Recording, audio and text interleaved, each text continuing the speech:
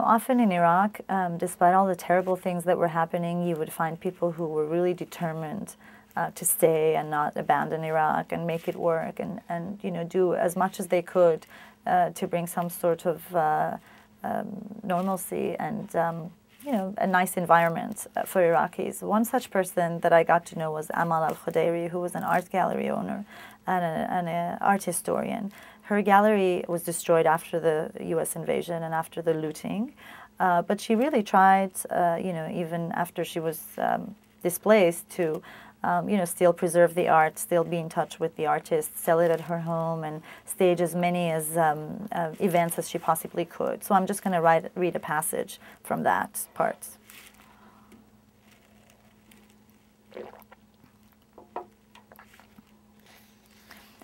Amal possesses a deep sense of defiance, viewing the war America has leashed on her country as yet another storm to weather.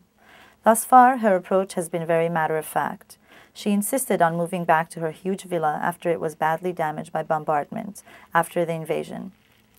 When her neighborhood became a bastion for insurgents, she was too fearful to sleep in her own bedroom, so she turned a small studio next to her study into a safe room, barricaded with padlocks. If intruders came, she would open a street-facing window and scream for dear life.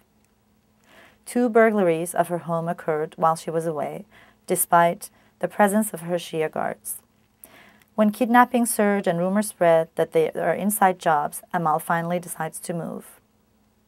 I visit Amal at her niece Anam's house, not far from our villa in Mansour.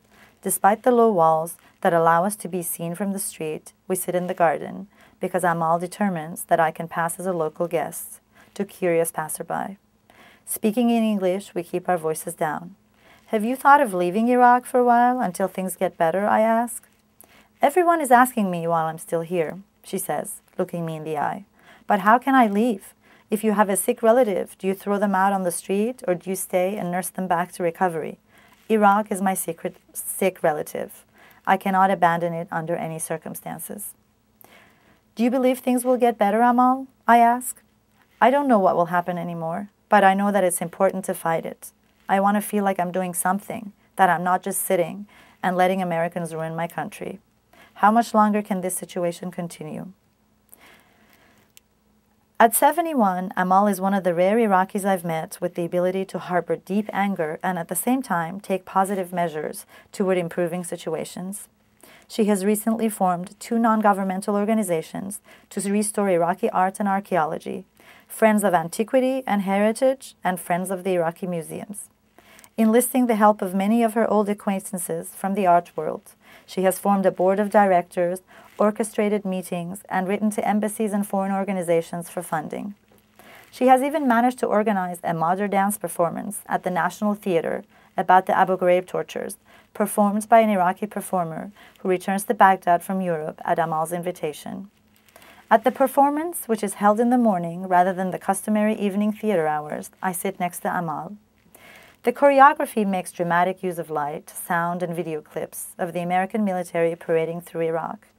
Throughout the performance, the dancer's hands are chained, his head is wrapped with a hood, and his body is locked in a cage. The theater comes to life with an outpouring of emotions as people cry, clap, and call out praise. I notice Amal wiping tears off her face. Beside me, my driver Monaf holds his hand over his mouth as if to withhold his surprise. In a question and answer session after the show, the dancer lashes out against the Americans' handling of Iraq. Amal looks more content than at any time I've seen her since the war. It feels like the old days, she whispers to me. I feel alive again.